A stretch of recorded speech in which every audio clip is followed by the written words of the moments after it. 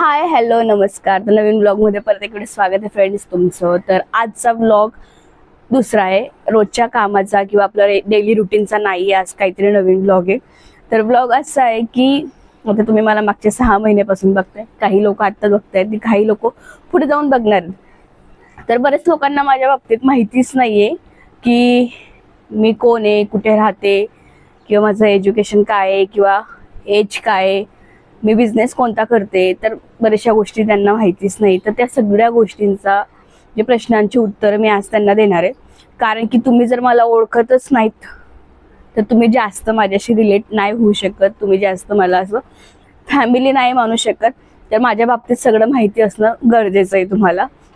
तर मी हा व्हिडिओ आधी पण घेतलेला होता, पण काहीतरी इश्यू असल्यामुळे ना, तर अपलोडिंग नंतर व्हॉइसचा काहीतरी प्रॉब्लेम येत होता, तर मला तो डिलीट करावा लागला होता. आणि माझ्या गॅलरीतनं पण तो डिलीट झाला होता अपलोड झाल्यानंतर लगेच. तर मग मी आज परत हा व्हिडिओ घेते, शॉर्टकट सांगायचा प्रयत्न करेल, कारण की वेळ माझ्याकडे पण नाही आहे. विषय असा, मी माझ्या सुरुवातीचं थोडं सांगते. माझा जन्म हा म्हणजे काय म्हणत नाही का आपण त्याला, खूपच गरीब परिस्थितीत झालेला आहे.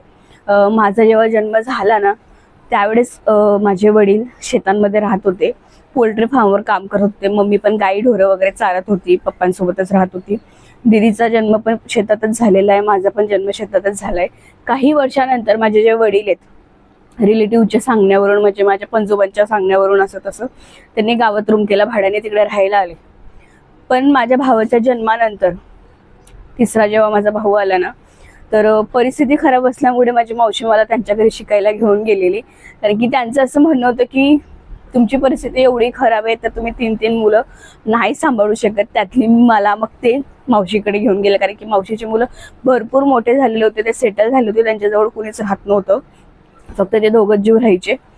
तर मला घेऊन गेल्यानंतर मग, आणि माझं वय असेल त्यावेळेस काहीतरी 2.5-3 वर्षाची मी असेल ज्यावेळेस माझी मावशी मला घेऊन गेली. म्हणजे माझं लहानपण मला आठवतच नाही, आणि त्यानंतर तर जे काही आठवतं ते मावशीच्या घरचं आठवतं. आणि मग मी मावशीच्या घरी राहायला लागले. तर मावशीन ते पण शेतकरी लोक आहेत, ते पण त्यांचं सकाळी उठली का रुटीन वगैरे त्यांचं कसं यायचं, शेतात जायचं, संध्याकाळी यायचे. तर माझं असं झालं होतं ना की बोलणारं कोणी नाहीये, लक्ष देणारं कोणी नाहीये, मी काय खाते, काय पिते, अभ्यास करते का नाही करते, दिवसभर कोणामध्ये राहते, कोणामध्ये खेळते, या गोष्टींकडे अजिबात लक्ष नव्हतं कुणाचंच, आणि माझं पण नव्हतं. तर म्हणजे 6वी पर्यंत, मी 4थी पर्यंत मावशीकडे शिकले. जशी मी 2.5-3 वर्षाची झाली तेव्हापासून तर मी 4थी पर्यंत मावशीकडे शिकले, म्हणजे 10 वर्षाची झाली तोपर्यंत. त्याच्यानंतर मला माझे वडील त्यांच्याकडे घेऊन गेले. म्हणजे दीदीला पण त्यांनी काही वर्षानंतर माझे मामा ते घेऊन गेलेले होते की परिस्थिती नाजूक आहे म्हणून, तर आम्ही तुमची मोठी मुलगीला पण घेऊन जातो. मग दीदीला पण मामाने ते घेऊन गेले. पण काही वर्षानंतर म्हणजे 2011 मध्ये दोघं मुलींना माझ्या वडिलांनी घरी आणलं, दोघं बहिणींना, की मुलींचा जन्म म्हणजे मुलींचा जन्म हा काही दिवसासाठी, म्हणजे असं म्हणू शकतो आपण, मुलींचे काही दिवसच माहेरी असतात, त्याच्यानंतर ते सासरी चालले जातात. ऑलरेडी मी त्यांचे 10 ते 12 वर्ष हे घेतले दुसऱ्यांच्या घरामध्ये, आणि त्याच्यानंतर पुढचे आता काही वर्ष राहिलेले आहेत. तर ते माझ्या मुली माझ्या घरी मला पाहिजेत, जसे दिवस असतील तसे चालेल, मी थोडंसं कॉम्प्रोमाइज करेल काहीतरी गोष्टींचं, पण माझ्या मुली मला माझ्या घरी पाहिजे. तर मग दोघं बहिणींना माझे पप्पा घरी घेऊन गेलेले त्यांच्याजवळ. तर मी 5वीला गेली तोपर्यंत मला मराठी वाचता येत नव्हतं. दीदी हुशार होती, दीदीचं काही विषयच नाही, ते महान लोक.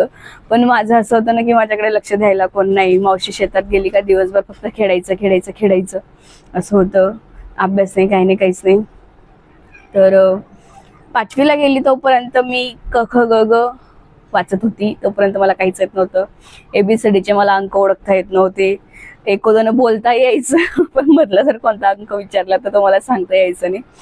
तर मग मी तिकडे आल्यानंतर पप्पा त्यांच्याकडे, तिकडे पण डायरेक्ट शाळा अशी होती ना की असं 4थी पर्यंतच होती गावात शाळा, त्याच्यानंतर नदी ओलांडून दुसऱ्या गावाला जावं लागायचं.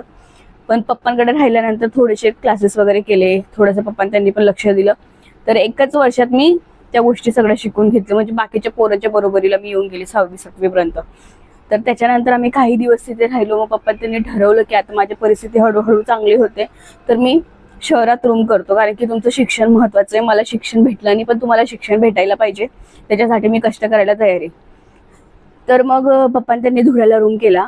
धुळे जळगावजवळ आपलं नंदुरबार, जळगाव, खानदेश हे जे आहे ना हे खानदेशमध्ये येतं आणि धुळं पण तिकडेच आहे. तर धुळ्याला रूम केला, तिकडे राहिलो भाड्याने काही दिवस. मग त्याच्यानंतर स्वतःचं बांधलं. मग माझं जेव्हा आम्ही धुळ्याला गेलो त्यावेळेस माझं 10वीचं वर्ष होतं. तर ज्यावेळेस LC घ्यायला मी गेली स्कूलला, तर त्यावेळेस प्रिन्सिपलने डायरेक्ट नकार दिला की 10वीचं वर्ष आणि तुम्ही पोरगीला शहरात घेऊन चालले. शहरातले पोरं हे खेड्यागावात येतात 10वीला मार्क चांगले वाढवण्यासाठी आणि तुम्ही उलटं करताय, तिचं नुकसान होईल, हे होईल, ते होईल, असं तसं सांगितलं. पण माझं ठरलेलं होतं की शिकायचंय तर चांगलं शिकायचंय, तर नाही शिकायचंय. मी पप्पांना सांगितलं की पप्पा मला धुळ्याला चालेल, मी जबाबदारी घेते माझ्या 10वीची. आणि मग मी खूप मेहनत केली आहे, खूप म्हणजे रात्री 2:30, 3 वाजेपर्यंत जागून 10वीला मी चांगले मार्क पाडलेत. म्हणजे जे मुलं लहानपणापासून शहरात राहतायत, क्लासेस वगैरे करतायत, त्यांच्यापेक्षा चांगले टक्के मी पाडले. मला 10वीला टक्के होते हे 72. तर तरी पण मी खूप रडलेली बरं का, खूप रडलेली, कारण की मला अपेक्षा 80-85ची होती. पण माझ्या पप्पांना खूप चांगलं वाटत होतं की पोरगीने क्लासेस न लावता, काहीच न लावता चांगले मार्क पाडले. एवढं जागरण वगैरे करून 72 मार्क म्हणजे काही कमी नाही आहेत. आमच्या घरात मीच पुढे होती त्यावेळेस, तर त्यांना खूप आनंद झालेला. पण मी रडत होते, मला अजून मार्क पाहिजे होते, कारण की मला सायन्सला ॲडमिशन घ्यायचं होतं आणि सायन्सला ॲडमिशन घेण्यासाठी मार्क चांगलेच लागतात हे डोक्यात फिट होतं. पप्पांनी सांगितलं तू नको टेन्शन घेऊ, तुला सायन्सला ॲडमिशन पाहिजे ना, मी काही पण करतो आणि तुझं सायन्सला ॲडमिशन घेऊन देतो. तर मग मी 11वी 12वी सायन्स केलेलं कम्प्युटरमध्ये. आणि 10वी नंतर 12वीला पण मला त्यावेळेस मला 70ची अपेक्षा होती, त्यावेळेस मला 61 पडले. तर पप्पांनी मॅनेजमेंटने म्हणजे इकडे तिकडे धावपळ करून सगळे कामं धंदे करून माझा नंबर लावलेला 11वीला सायन्सला.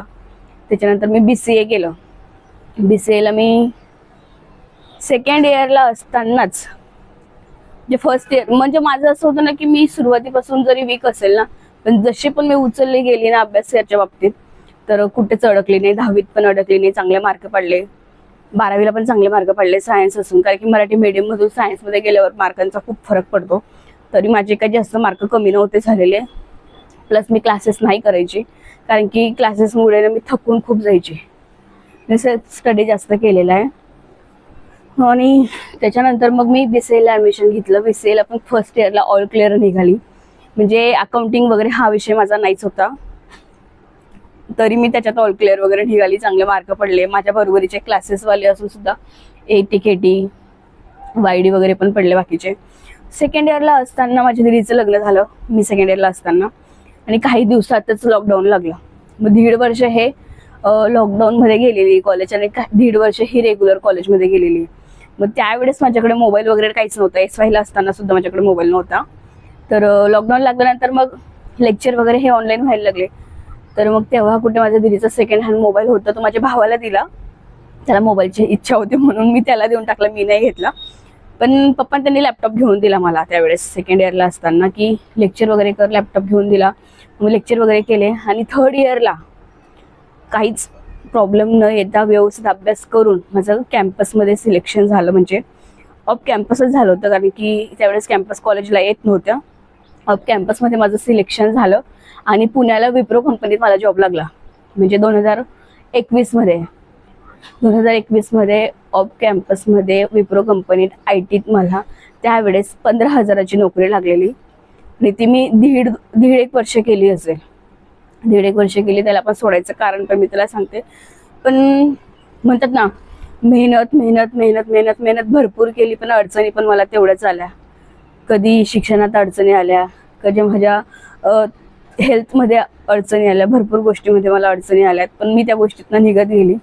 1.5 वर्षानंतर असं झालं ना की माझ्या ह्या एका पायाचा काहीतरी मोठाच प्रॉब्लेम झाला. कशामुळे झाला ते माहिती नाहीये, अजून पण माहिती नाही कशामुळे झालं. तर MRI वगैरे केलं, एक्सरे वगैरे काढले, तर ह्या पायाच्या नसा वगैरे चोकअप झालेल्या आणि पहिला आणि 5वा मणका माझा पाठीचा जागेवरनं सरकले आहेत. तर मी 1.5 महिना एवढी रडली ना, एवढी रडली ना, रोज रात्री रडायची, दिवसाला ड्युटी करायची, रात्री रडायची, दिवसाला ड्युटी करायची. वर्क फ्रॉम होम होतं तर रात्रभर रडायची. तर तो त्रास भरपूर झाला. तर मम्मी रोज पाय वगैरे चेपून देत होती माझीवाले. तर तसंच मी 1.5 महिना काल डॉक्टरांकडे गेली. डॉक्टरांनी मला डायरेक्ट नोकरी सोडायला लावली. ते बोलतात जॉब सोडा, एकतर मग तुम्हाला मोठं ऑपरेशन करावं लागेल आणि ऑपरेशनमध्ये तुम्हाला परमनंट वागता येणार नाही, जास्त प्रवास तुम्ही करू शकणार नाही, चालू शकणार नाही, अशा तशा बऱ्याचशा गोष्टी त्यांनी मला सांगितल्या. आणि स्ट्रिक्टली मला अवॉइड केलं की प्रवास करायचा नाही, अजिबात प्रवास करायचा नाही, जास्त वेळ बसायचं नाही, असं नाही तसं भरपूर गोष्टी सांगितल्या. मग माझ्या पप्पांचं असं झालं की तू पैसा तर कमवते पण तो सगळा पैसा दवाखान्यात जातो, त्यात तुला त्रासही होतोय, त्यापेक्षा तू सोड ही गोष्ट. वर्क फ्रॉम होम चाललं होतं पण कंपनीचं सारखे प्रेशर येत होते की आता ऑफिस जॉईन करा. आणि माझे घरचे मला एकटं सोडायला तयार नव्हते. आणि मग मी जेव्हा HR सोबत बोलली की मॅडम असं हेल्थ इश्यू आहे माझंवाला की मला वर्क फ्रॉम होम द्या तुम्ही, तर मॅडमांनी मला उत्तर दिलं इथे पण हॉस्पिटल आहेत, इथं दवाखाना कर. मी बोलले मॅडम माझ्याजवळ कुणीतरी पाहिजे मला माझ्यावर लक्ष ठेवायला. तर ते बोलतात ते असं काही नाही, तू एकटीच थोडी आहे, भरपूर लोक असतात, ते काही सगळ्याच फॅमिली जवळ राहत नाही, ते पण त्यांचे हँडल करतात, तू मॅच्युअर झाली, हे झाली ते झाली. म्हणजे पप्पांनी मला सोडायला लावलं. सोडला तो जॉब. काही 1-2 महिने असे म्हणजे शांततेत गेले माझे. म्हणजे माझं असं झालं की मी एवढं शिक्षण केलं, एवढा त्रास सहन केला, 2-2, 2:30-3 वाजेपर्यंत मी अभ्यास केला, सकाळी पहाटे उठून असं तसं. ते सगळ्या मेहनतीवर पाणी फिरलं मला त्यावेळेस असं वाटलं. 2-4 महिनेपर्यंत ते निघतच नव्हतं डोक्यातनं. मग मी काहीच विचार केला, डायरेक्ट MCA ला ऍडमिशन घेऊन टाकलं. MCA ला ऍडमिशन घेतल्यावर तरी पण माझं असं होतं ना की ऍडमिशन तर घेते मी, पण काय फायदा आहे शिक्षणाचा, मी शिक्षण करणार आहे का. पण माझ्या डोक्यात कुठून खूळ घुसलं काय माहिती की मला बिझनेस करायचा आहे, असं डोक्यात कुठून तरी आलं. मग मी पप्पांना बोलले की पप्पा मला बिझनेस करायचा आहे. मग पप्पा बोलतात ठीक आहे चालेल कर तू बिझनेस, काही हरकत नाही, पण तू सासरी गेल्यानंतर म्हणजे तुझं आता 1-1.5 वर्षात तुझं लग्न करायचं, तू सासरी चालली जाशील, तो बिझनेस तुझा सांभाळेल कोण, असं म्हणजे मला पप्पांचं बोलणं होतं. तर एक काम कर ना, तू लग्नानंतर बिझनेस कर, मी तुला सपोर्ट करेल. जर समजा तुझ्या फॅमिलीच्या लोकांनी तुला सपोर्ट नाही केला, सासरच्या लोकांनी, तर मी करेल, ती माझी जबाबदारी अशी तशी. पण नशिबाने मला खूप चांगली फॅमिली भेटली. लग्नाच्या 6 महिन्यातच मी माझा बिझनेसचा विषय त्यांच्याजवळ मांडला आणि त्यांनी माझं ऐकलं. पण माझ्या डोक्यात हा विचार नव्हता की मी डायपरचा बिझनेस करेल, जो काही मी आता बिझनेस करते. त्यावेळेस मी हा विचार केलेला की मला आईस्क्रीम पार्लर वगैरे करायचंय, कॅफे वगैरे करायचंय, काहीतरी फूड वगैरे असं काहीतरी करायचंय. मी कधी हा शॉपचा विचार नव्हता केलेला. ते शॉपचं पण रिझन मी सांगेल तुम्हाला, त्याच्यावर पण एक स्पेशल डिटेल ब्लॉग घेईल मी. तर मी शॉपचा केला, त्यावर पण मला बरेच लोकांचं बोलणं होतं की तुला दुसरा बिझनेस सापडला नाही का, तू एवढं एज्युकेशन केलेलं आहे, हे केलेलं ते केलेलं, आणि डायपरचा बिझनेस करायचा आहे का तुला. तर मला त्यांना सांगायचं आहे की याच्यापेक्षा चांगला बिझनेस कोणताच नाहीये, कारण की याला जास्त मेहनत नाहीये, सेक्युअर आहे. मी ह्या सोबत फॅमिली पण मॅनेज करू शकते, स्वतःला पण मॅनेज करू शकते. आणि मी म्हणजे कुठल्याच गोष्टी मी सोडू नाही शकत, लग्न वगैरे, कोणीचं दुःखाची गोष्ट असेल काय, असं सगळ्या गोष्टींमध्ये मी अवेलेबल असते. जर हेच मी जॉब करत केलं असतं तर बहुतेक मी एक ड्युटीमध्ये अडकलेली असते, एका टायमामध्ये अडकलेली असते, एक घड्याळामध्ये अडकलेली असते. तर हे असं रुटीन चालतंय की मी घर सांभाळत मी जॉब पण करू शकते, म्हणजे माझी जी ड्युटी मी ती पण करू शकते. त्याच्यात मला ट्रॅव्हल्सची पण गरज येत नाही, कारण की घरापासून जवळच माझं शॉप आहे. दुसरी गोष्ट मी दुपारी आराम करू शकते. तिसरी गोष्ट म्हणजे मी माझ्या टाईमनुसार मॅनेज करते सगळ्या गोष्टी, की असं नाही की सकाळची 8ची ड्युटी आहे तर संध्याकाळी 8पर्यंत मी कुठेच जाऊ शकत नाही, माझं त्या टाईममध्ये मी लॉक आहे असं नाही आहे. मला जर वाटलं की माझी तब्येत खराब आहे तर मी घरी असते. मला जर वाटतं की नाही आज माझ्यावर कामाचं लोड किंवा माझं प्रेशर आहे काहीतरी गोष्टीचं, तर मी एक्स्ट्रा टाइम तिकडे देत असते. तर बिझनेसचा खूप हा मोठा फायदा आहे मला, आणि मला माझ्या बिझनेसची अजिबात लाज वाटत नाही. जसे मला बरेच लोक बोलतात की तुला दुसरा बिझनेस भेटला नाही का, दुसरा बिझनेस भेटला नाही का, तर मला असं वाटतं नाही यापेक्षा चांगला बिझनेस कोणताच नाहीये, कारण की मेहनत खूप कमी आहे याच्यामध्ये, मेहनत खूप कमी. कारण की आता मला बरेच लोकांची सांगण्यात असं होतं की काहींचं कटलेरीचं तू टाक, पार्लर तू कर, एक तर तू शिवण क्लास कर, एक तर कपड्यांचं दुकान टाक, साडीचं दुकान टाक. तर त्याच्यात जेवढी मेहनत आहे ना त्यात एवढी मेहनत याच्यात नाहीये, कारण की याच्यात पॉकेट काढून द्यायचंय, परत ठेवायचंय, मान्य आहे. स्ट्रगल प्रत्येका गोष्टीमध्ये, समोरच्या व्यक्तीला सांगणं, बोलणं, शिकवणं, टॅलेंट प्रत्येक गोष्टीत पाहिजे असतं. पण ह्या गोष्टीत थोडी मला चिकचिक कमी वाटते बायकांची. म्हणजे काहींचं समोरून असतं की मला हा ब्रँड पाहिजे, तर असेल तर चांगली गोष्ट, नाही झालं तर थोड्याशा त्यांना आपण एक्सप्लेन करून दाखवू शकतो. पण कपड्यांचा, साडीचा, ज्वेलरीचा जे काही असतं ना त्याला खूप पसारा होतो. तो परत आवरा ठेवा. ज्वेलरीचं पण तसंच आहे, हे व्हरायटी पाहिजे, ही डिझाईन पाहिजे, असंच पाहिजे, तसंच पाहिजे, खूप व्हरायटी असतात. तसं ह्या गोष्टीमध्ये मला पडत नाही. समोरून दिसतं, मागतं ते द्यायचं, नाही दिलं तर आपलं कन्व्हिन्स करायचं काम आहे, त्यांचं मन जिंकायचं काम आहे. पण एवढं जास्त थकत नाही, कारण की ह्या बारीक बारीक गोष्टी नाही आहेत. ही एक गोष्टीचा मेन फायदा आहे. आणि जे लोक मला सांगत होते की तू हा बिझनेस का निवडला, तर मला असं त्यांना सांगायचं आहे की हा बिझनेस निवडण्याच्या मागे मला असं वाटतं ना, लोकांचा विश्वास बाईवर, एका स्त्रीवर, एका आईवर जास्त बसतो. कारण की एखादा व्यक्ती जर तो डायपरचा सेल करत असेल, सॅनिटरी पॅडचा सेल तो करत असेल, त्याच्या सांगण्याने आणि माझ्या सांगण्याने खूप फरक पडतो. एका स्त्रीच्या सांगण्याने खूप फरक पडतो. जर एखादी स्त्री सांगत असेल की दादा हे बेस्ट आहे किंवा ताई हे बेस्ट आहे, त्याच्या मागची गोष्टी पण ती एक्सप्लेन करत असेल ना, तर त्यांचा विश्वास आहे. का? कारण की घरात ज्या काही गोष्टी हाताळता येणार ती एक लेडीज आहे. बेबीची काळजी कसं घ्यायचं, घरातल्या मोठ्या व्यक्तींची काळजी कसं घ्यायचं, हे एक लेडीजपेक्षा जास्त कोणी समजू शकत नाही आणि किंवा दुसरं कोणी सांगू पण नाही शकत. तर माझ्याजवळ जेव्हा लोक येतात ना, तर खूप कम्फर्टेबल असतात बोलताना, लाजत नाही, विचार करत नाही, काहीच म्हणजे असं डोक्यात थॉट नसतात त्यांचेवाले की कसं बोलायचं कसं बोलायचं. आणि मी पण नाही विचार करत की समोरचा व्यक्ती आपल्याला काय क्वेश्चन करतोय आणि त्याचं उत्तर कसं द्यायला पाहिजे, कारण की त्या गोष्टी मी अनुभवते. तर मी खूप हॅप्पी आहे. जॉब जरी सोडला असेल तरी हॅप्पी. वाईट वाटलं त्या टायमाला खूपच की माझ्यासोबतच असं का होतंय. लहानपण पण माझं स्ट्रगलमध्ये गेलं, शिक्षणाचं वय पण माझं स्ट्रगलमध्ये गेलं आहे. त्याच्यानंतर नोकरी लागली, ती पण माझ्या हातातनं सुटली, ते पण खूप स्ट्रगलमध्ये गेलं. त्याच्यानंतर मी आता लग्नानंतर जो बिझनेस करते तो पण स्ट्रगलचाच आहे, मला माहिती आहे अजून पण. कारण की मला बरेच जण बोलतात की पत्र्याचा शॉप आहे, बिझनेस काय बिझनेस, दुसरं तरी करायचं होतं. पण मी जी नजर बघते ती नजर ते लोक बघत नाही. आणि मी 5 ते 6 वर्षानंतर खूप स्वतःला खूप पुढे आणि उंच जागेवर बघते, जे लोक नाही बघत मला. आणि माझा बिझनेस बघून बघून जे लोक मला हसत होते सुरुवातीला की दुसरं काही भेटलं नाही का, हेच भेटलं का, दुसरं काही भेटलं नाही का, हेच भेटलं का, त्यांना मला एक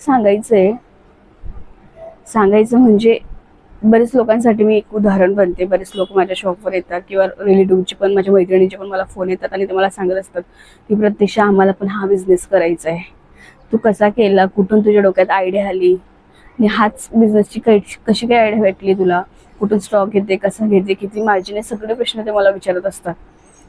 तर हा एक अजून एक मी लोकांपर्यंत एक ऑप्शन ठेवलं आहे लेडीजसाठी की फक्त पार्लर, शिवण क्लासेस, मेहंदी क्लासेस, कटलेरी, साडींचं दुकानात नाही, तर हे पण एक खूप चांगलं ऑप्शन आहे.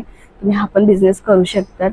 लोक माझ्याकडनं टिप घेऊन जातात कारण की त्यांना आवडतं म्हणून.